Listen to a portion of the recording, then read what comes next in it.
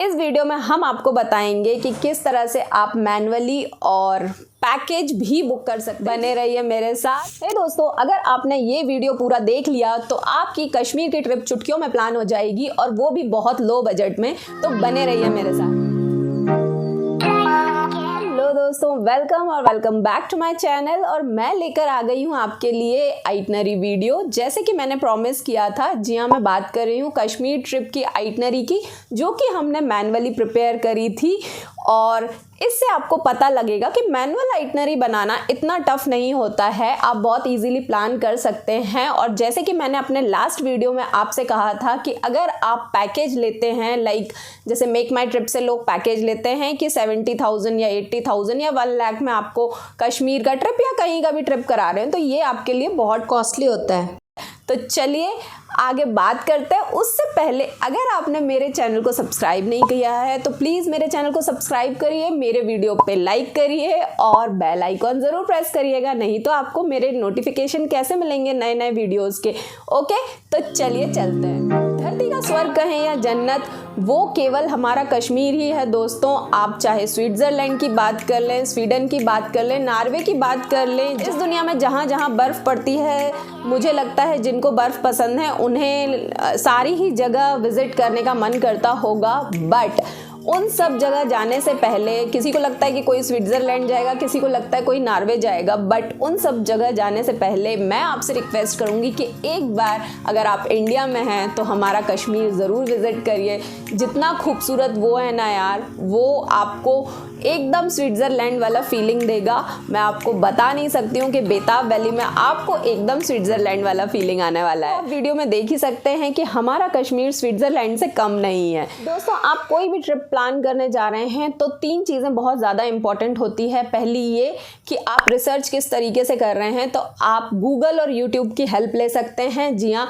Google और YouTube पे आप सर्च करके कंफर्म कर सकते हैं कि आपको किस तरीके से विज़िट करना है और किस किस जगह पे विज़िट करना है। आपको एक आइडिया हो जाता है ओके कितनी जगह हैं विज़िट करने की, और आपको कॉस्ट का भी नॉलेज हो जाता है कि आपसे कोई एक्स्ट्रा चार्ज ना ले पाए। दूसरी बात आपको ध्यान रखने की ज़रूरत है वो ये कि अगर आपका कोई जान पहचान वाला अगर जा चुका है उस प्लेस पे, या फिर वहाँ कोई रहता है जान पहचान का, तो आप उनसे गाइडेंस के लिए ज़रूर कांटेक्ट कीजिए। ये मत सोचिए कि आपको वो नहीं बता पाएंगे या फिर उनको नॉलेज नहीं होगा। आप ज़रूर पता करिए और उनको 2-3 दिन पहले बोलिए ताकि आप उनको भी टाइम दे पाएँ। अगर आप जल्दी जल्दी में पूछेंगे तो वो कभी भी रिप्लाई नहीं कर पाएंगे। हमारे साथ ये हुआ था।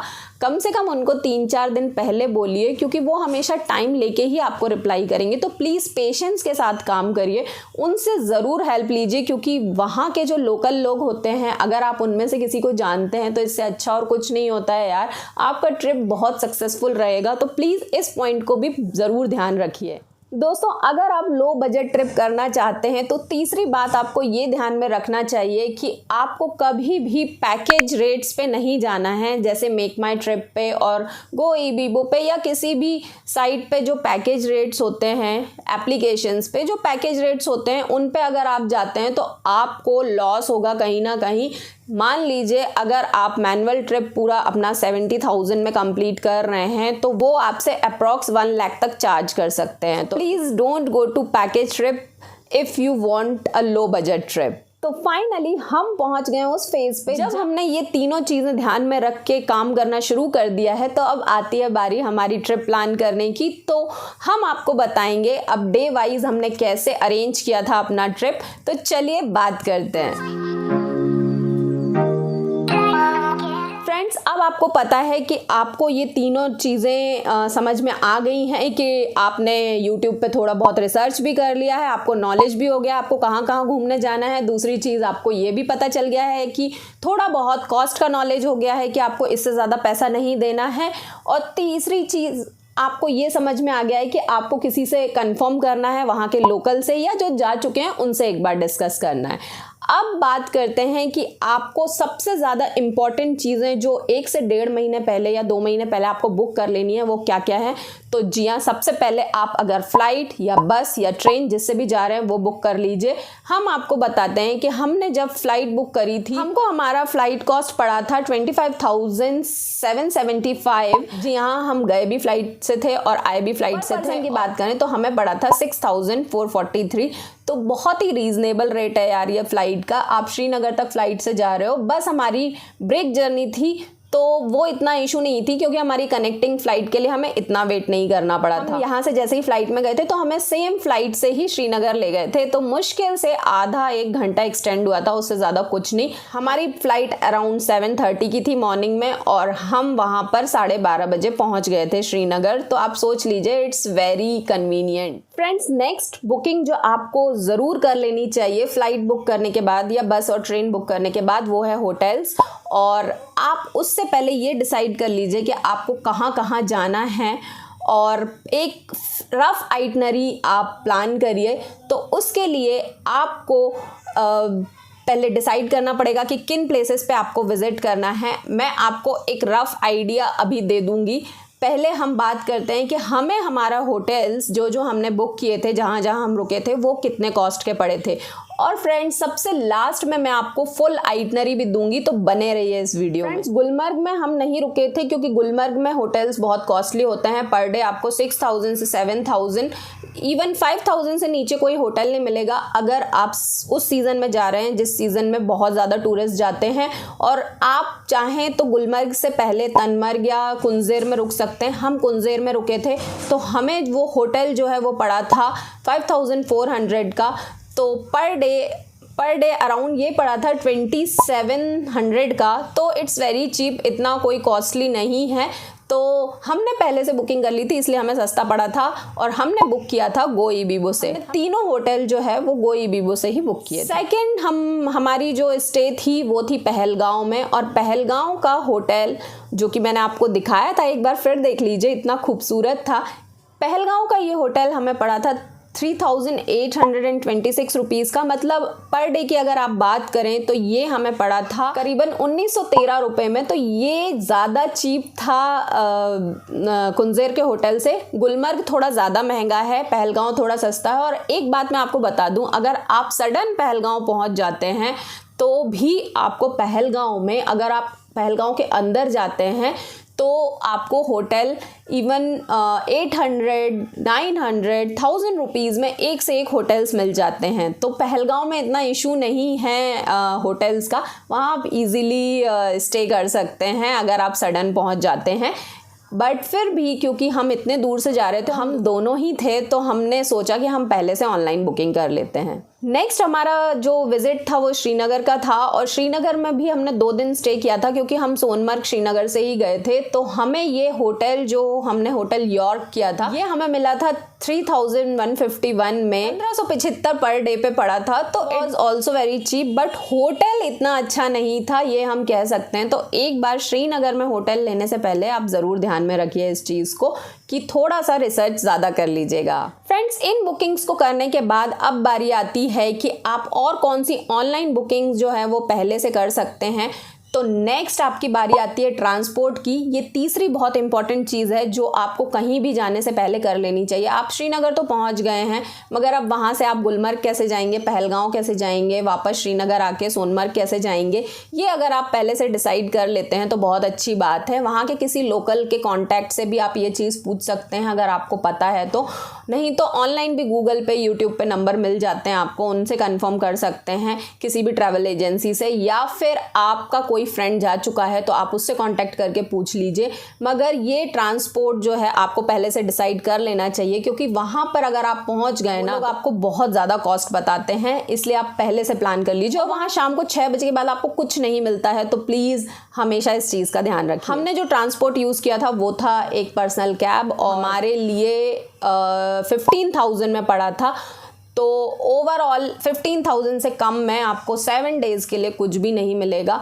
हमारा ओवरऑल ट्रिप जो था वो 6 नाइट 7 डेज़ का था, तो आप ही समझ लीजिए कि इतना चार्ज तो एप्लीकेबल रहेगा ही। 15,000 में इतना अच्छा सर्विसेज हमको नहीं मिल रहा। आपसे रिक्वेस्ट है दोस्तों, गुलनूर हॉलीडेज़ से कभी भी बुक मत करिएगा टैक्सी, क्योंकि हमारा एक्सपीरियंस बहुत ही ख़राब रहा था। हमारा कैब का जो ड्राइवर था वो बहुत ही बकवास था यार, उसका बिहेवियर भी हमारे साथ अच्छा नहीं था और वो अपने टाइम के अकॉर्डिंग चल रहा था, जैसे कि मैंने अपने लास्ट वीडियो में बताया, तो ध्यान रखिए इस चीज़ का। बट ट्रांसपोर्ट बुक ज़रूर कर लीजिएगा। उसके बाद जो हमने लास्ट अपनी ऑनलाइन बुकिंग पहले से कर ली थी घर पे ही, वो थी गंडोला राइड। जी हाँ, गंडोला राइड भी ज़रूर बुक कर लीजिए, वहाँ भी आपको मिल जाती है पर आपको लाइन में लगना पड़ेगा, आपको बहुत टाइम वेस्ट होगा। अगर आप सैटरडे या संडे में गुलमर्ग जाते हैं तो आपका बहुत ज़्यादा टाइम वेस्ट होने वाला है, आपको टाइमिंग्स का बहुत ध्यान रखना पड़ेगा, तो पहले से बुक कर लीजिए।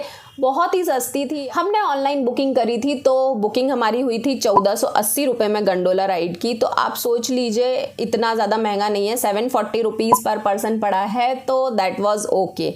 और वो एक बहुत ही डिफरेंट एक्सपीरियंस था, तो ज़रूर विजिट करिए ये गंडोला राइड, बहुत ही मज़ा आएगा। इसके अलावा हमारे सारे एक्सपेंसेस जो थे हमने वहीं जाके किए थे, जो भी एक्स्ट्रा एक्सपेंसेस लगे थे। तो हमारा ओवरऑल ट्रिप हमें पड़ा था 75,000 में अराउंड। मैं आपको टोटल कैलकुलेट करके अभी बताऊँ। 25,000 का हमारा फ्लाइट का बुकिंग था, उसके बाद हमारा होटल का बुकिंग था अराउंड 12,500 का, और उसके बाद 15,000 हमने कैब वाले को दे दिए थे बुकिंग, प्लस गंडोला राइड वो जो हमें बुकिंग करने पे मिली थी 1480 रुपये में। तो हमारा ओवरऑल 54,640 का बुकिंग ऑलरेडी हम यहाँ से करके गए थे। बाकी के हमारे एक्सपेंसेस जो थे वो खाने के, प्लस जहाँ पर कैब हमें छोड़ देती है और उसके बाद हमें यूनियन वाली गाड़ी से जाना पड़ता है। जी हाँ, वहाँ ऐसा होता है। जैसे आप गुलमर्ग जा रहे हैं तो आपको तनमर्ग पे ही ड्रॉप कर दिया जाएगा, वहाँ से आपको 15 किलोमीटर जो है वो यूनियन वाली गाड़ी लेके जाएगी, तो उसका भी आपको एक्सपेंस पे करना पड़ता है। और पहलगांव में भी ऐसा ही होता है कि टैक्सी स्टैंड पे आपको छोड़ देते हैं और फिर यूनियन वाली गाड़ी आपको पहलगांव घुमाती है। तो ये सारे एक्सपेंसेस, प्लस अगर आप पहलगांव में घोड़े पे जा रहे हैं या गुलमर्ग में घोड़े पे जा रहे हैं तो जहाँ पे भी अदर एक्सपेंसेस जो हैं वो आपके अलग रहेंगे। गुलमर्ग में हमने जो टैक्सी ड्राइवर को दिया था, जो कि हमें यूनियन वाली गाड़ी लेके गई थी, 550 रुपये जाने का दिया था और 550 रुपये वापस आने का दिया था, तो 1100 रुपये हमारे यहाँ लगे थे। और पहलगांव में हमारे भैया थे पहचान के, गुलाम अली भाईजान, वो बहुत ही अच्छे थे यार, बहुत ही स्वीट थे, जो मेरे को अमरनाथ यात्रा के टाइम पे मिले थे। तो उन्होंने हमसे 1700 रुपीज़ लिए थे। लोग और ज़्यादा लेते हैं बट वो तो मना कर रहे थे पैसे लेने को, बट फिर भी हमने उनको खुश होके, क्योंकि उन्होंने हमें इतने अच्छे से घुमाया था, तो हमने उनको 2000 रुपीज़ दिए थे। तो ये हमने अपनी मर्ज़ी से दिए थे।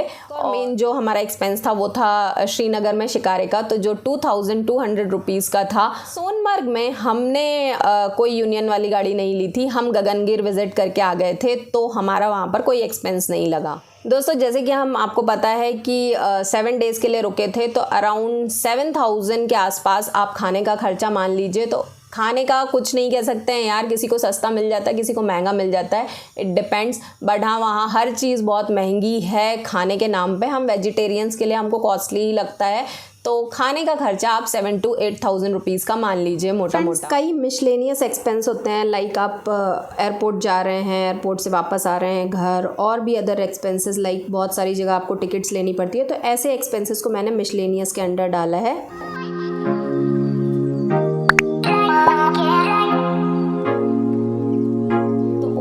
हमारा 75,000 ट्रिप में लगभग खर्चा हो गया था। और उसके अलावा जो अदर एक्सपेंसेस, लाइक आपको कुछ पसंद आता है, आप कुछ खरीदते हैं, जैसे हमने अखरोट खरीदे थे, हमने बादाम खरीदे थे, केसर खरीदा था, तो वो एक अलग एक्सपेंस है, तो वो आपके बजट में नहीं आते हैं, क्योंकि वो आप अलग से अपने लिए परचेस करते हैं, वो आपकी शॉपिंग के अंदर आ जाता है। हमें फ़्लाइट में कुछ लोग मिले थे जिन्होंने हमसे कहा कि उन्होंने वो पैकेज जस्ट हमारे से डबल रेट में बुक किया है पर पर्सन। तो हम तो सुन के ही हैरान हो गए थे, हम बड़े खुश थे। ये मैनुअल ट्रिप अपने लिए प्लान किया और हम इतने सक्सेसफुल रहे और हमारा ट्रिप अच्छे से हो गया। बात करते हैं मैनुअल आइटनरी की, जो मैं आपको देने वाली थी कि हमने कैसे प्रिपेयर करी थी। तो चलिए, हमने निकले थे इंदौर से श्रीनगर के लिए और श्रीनगर हम पहुंच गए थे दिन में 12:30-1 बजे और वहां से हमारा कैब वाला हमको लेने आ गया था और फिर वहां से हम गए थे गुलमर्ग के लिए और गुलमर्ग हम दोपहर में पहुंच गए थे 3 बजे के आसपास।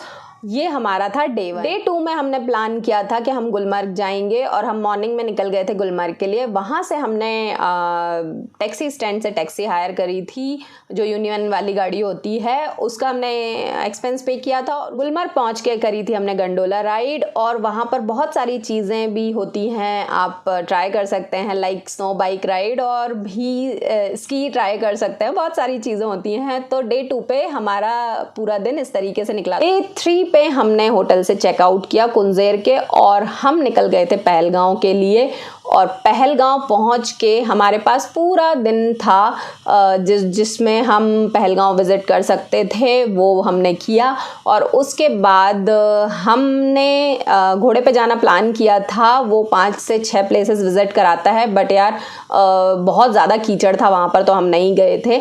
और आप चाहें तो डे 3 में ये चीज़ प्लान कर सकते हैं। उसके बाद हम होटल में हमने चेक इन किया था वापस आके पहलगांव में और डे 4 पे हम अगेन पहलगांव विज़िट करने गए। हमने विज़िट की बेताब वैली, ओल्ड शिकारगाह और चंदनवाड़ी वाले रास्ते पे हम गए थे, जहाँ तक रास्ता ले जा सकता था। आगे बर्फ़ थी तो ब्लॉक था तो हम नहीं जा पाए थे। तो डे 4 पे हमने इस तरीके से प्लान किया था। फिर भी हमारे पास टाइम बच गया था तो हमने विज़िट किया भोलेनाथ टेम्पल और हम वापस आए और हम फिर नीचे नदी के किनारे बैठे रहे, हमें बहुत मज़ा आया। तो डे 4 हमारा ये था। डे 5 पे हमने होटल से चेकआउट किया, जो पहलगांव का होटल था, और फिर हम निकल गए थे श्रीनगर के लिए। हमने दिन में पहुंच के पहले श्रीनगर विज़िट किया और फिर उसके बाद शिकारे पे हमने पे किया था 2200 रुपीज़। हमने बहुत ज़्यादा पे किया था दोस्तों, आप प्लीज़ ध्यान रखिएगा, आप इतना ज़्यादा पैसा मत दीजिएगा। मुश्किल से 1000 रुपीज़ बनता है, बट बहुत बहस करनी पड़ती है, ज़्यादा बार्गेनिंग करनी पड़ती है। तो आप चाहें तो कर सकते हैं बार्गेनिंग और आपको रीज़नेबल रेट में मिल सकता है। हमें महंगा पड़ा था। श्रीनगर विज़िट करने के बाद हमने किया था hotel check in, York, the York हमारे होटल का नाम था। और उसके बाद दूसरे दिन हम डे 6 पे निकले थे सोनमर्ग के लिए और हमने गगनगिर केवल विज़िट किया, हम ऊपर नहीं गए थे। हमारे पास दिन भर था और काफ़ी टाइम था और टैक्सी वाले भी 2000 रुपीज़ में मान रहे थे, पर हमारा मन नहीं था करने का, इसलिए हमने नहीं किया। आप चाहें तो कर सकते हैं, पूरा दिन एंजॉय कर सकते हैं और सेम सारे स्नो बाइक, स्की और भी कई चीज़ें एंजॉय कर सकते हैं वहाँ जाके, बट हमारा मन नहीं था तो हमने नहीं किया। और डे 7 पे हमारा वापस आने का था तो हमने होटल से किया चेकआउट। हम मिले अपने एक फ्रेंड से और उसके बाद हमारे पास काफ़ी टाइम था यार उस दिन। हमारी जो फ़्लाइट थी वो थी दिन में 2 बजे के आसपास। तो बस हम पहुँचे श्रीनगर के एयरपोर्ट और उसके बाद हम रात पे 8 बजे तक इंदौर आ चुके थे। आपके रेफरेंस के लिए मैंने अपना पूरा आइटनरी आपको दे दिया है और आपको अगर ये आइटनरी पसंद आया है तो मेरे वीडियो को लाइक करना मत भूलिए। जितना हो सकता है मेरे वीडियो को शेयर करिए तो लोगों को पता चले कि मैनुअल आइटनरी बनाना इतना टफ नहीं है। और मेरे नेक्स्ट वीडियो का वेट करिएगा, हम मिलते हैं अपने अगले वीडियो में। आपके लिए लेके आ रही हूँ अपना गुजरात ट्रिप और उसका भी सबसे लास्ट में आइटनरी वीडियो ज़रूर बनाऊंगी। जो ट्रिप वीडियो हमारे होंगे उसमें भी आपको कॉस्ट के बारे में बताती रहूँगी। तो प्लीज़ बने रहिए मेरे साथ और मेरे चैनल को सब्सक्राइब करिए, वीडियो को लाइक करिए और बेल आइकॉन पे प्रेस करिए और ज़्यादा से ज़्यादा मेरे वीडियो को शेयर करिए। तो जल्दी मिलते हैं हमारे अगले वीडियो में, तब तक के लिए take care, bye bye, see you soon. सभी खुश रहिए, स्वस्थ रहिए और मस्त रहिए, हंसते मुस्कुराते रहिए। Thanks for watching, bye bye.